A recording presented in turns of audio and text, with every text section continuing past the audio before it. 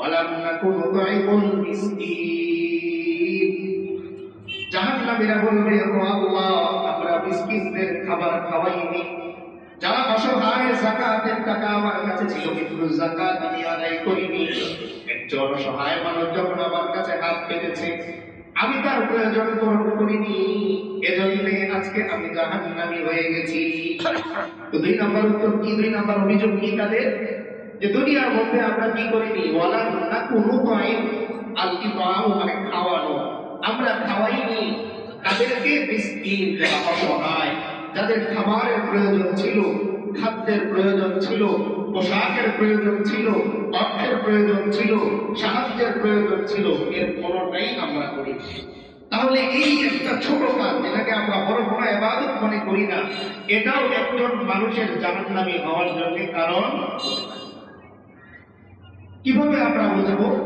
হাদিসে কুদসির মধ্যে আল্লাহ রাসূল সাল্লাল্লাহু আলাইহি ওয়াসাল্লাম আল্লাহর কথাগুলোই বলতেছেন।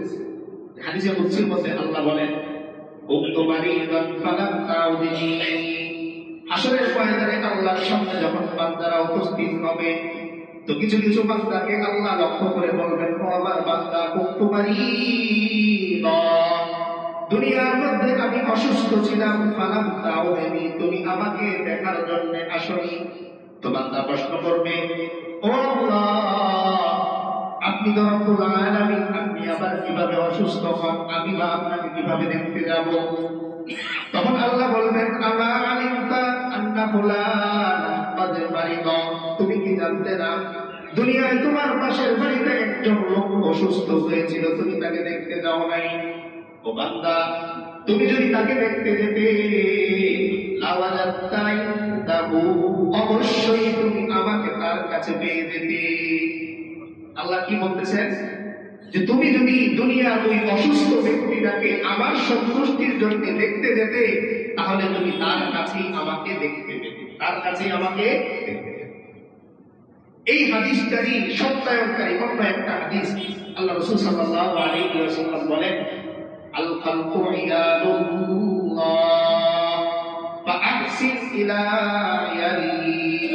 ও উম্মতেরা শোনো, দুনিয়ার সব কিছু তুমি তোমার চোখ দিয়ে যা দেখো আর যা দেখো না, এই সব কিছু আল্লাহর পরিবারের অন্তর্ভুক্ত, আল্লাহর নিয়ন্ত্রণে থাকে। সুতরাং আল্লাহর নিয়ন্ত্রণে থাকা সব জিনিসের প্রতি তুমি ইহসান করো।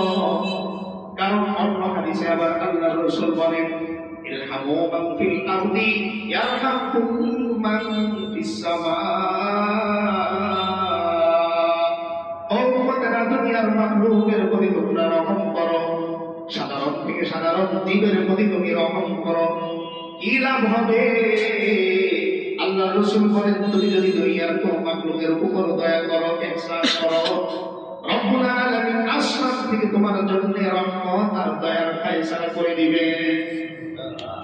এজন্য আরো একটি হাদিসের মধ্যে এই ব্যাপারে আল্লাহ রাসূল বলেন, আর-রাহিমুনা ইয়ারহামুহুমুর রাহমান। যে সমস্ত বান্দারা দুনিয়ার মধ্যে অন্যের প্রতি দয়া পোষণ করে, ভালোবাসা পোষণ করে, কোমলতা পোষণ করে, ওই সমস্ত বান্দাদের উপর আল্লাহ দয়া পোষণ করেন। এজন্য অন্য হাদিসে আবার পাওয়া যায়, দুনিয়ার কোন মুমিন যদি অন্য ব্যক্তির গুনাহকে মাফ করে দেয়, আল্লাহ সঙ্গে সঙ্গে ওই ব্যক্তির জিন্দেগীর সমস্ত গুনাহগুলো মাফ করে দেয়। তাহলে এই যে ইতআমুল মিসকিন, অসহায়দেরকে খাবার দেয়া, এই ব্যাপারে হাদিসের প্রথম অংশের মধ্যে আমরা পেলাম যে আল্লাহ বান্দাকে উদ্দেশ্য করে প্রশ্ন করবেন যে আমি অসুস্থ ছিলাম, তুমি আমাকে দেখতে যাওনি। তো বান্দা আবার প্রশ্ন করতেছে, আল্লাহ আপনি তো সৃষ্টিকর্তা, আপনি খালেক, আপনি তো অসুস্থ হন না, আমি আপনাকে কিভাবে দেখতে যাব? তো আল্লাহ কি উত্তর দিয়েছেন যে তুমি কি জানো না, আন্না ফুলান ক্বাদ মারিদা, আমার বান্দারা অসুস্থ হয়ে ঘরে পড়েছিল, কিন্তু তুমি তাকে দেখতে যাওনি। তুমি যদি সেখানে আমার সন্তুষ্টির জন্য যেতে, তাহলে অবশ্যই তার কাছে আমাকে পেতে। 2 নম্বরে আল্লাহ তাআলা বললেন, ও বান্দা, দুনিয়ায় আমি তোমার কাছে পানি পান করতে চেয়েছিলাম। তখন বান্দা বলবে, ও আল্লাহ, আপনি না খালিক, আপনি না মালিক, আপনি না সৃষ্টিকর্তা, আপনি তো পানি পান করেন না, তাহলে কিভাবে আপনি আমার কাছে পানি চেয়েছেন? আর আমি বা কিভাবে আপনাকে পানি দিইনি? তখন আল্লাহ স্মরণ করিয়ে দিবেন, ও বান্দা, দুনিয়ায় তোমার দরবারে একজন তৃষ্ণার্ত ব্যক্তি এসে পানি চেয়েছিল, কিন্তু বান্দা আফসোস, তুমি তারে পানি দাও নাই, পানি খাওয়াও নাই। বান্দা, যদি তুমি তারে পানি খাওয়াতে, ওই বান্দার কাছে আমি আল্লাহকে তুমি পেয়ে যেতে। এখন প্রশ্ন হচ্ছে, আল্লাহকে কিভাবে পেয়ে যেতাম আমি? আসলে আল্লাহকে পাওয়া মানে আল্লাহর সন্তুষ্টি পাওয়া। আল্লাহকে পাওয়া মানে আল্লাহর সন্তুষ্টি পাওয়া। কেমন যেন আল্লাহ বোঝাচ্ছেন, ও বান্দা, দুনিয়ার কোন অসুস্থ ব্যক্তিকে তুমি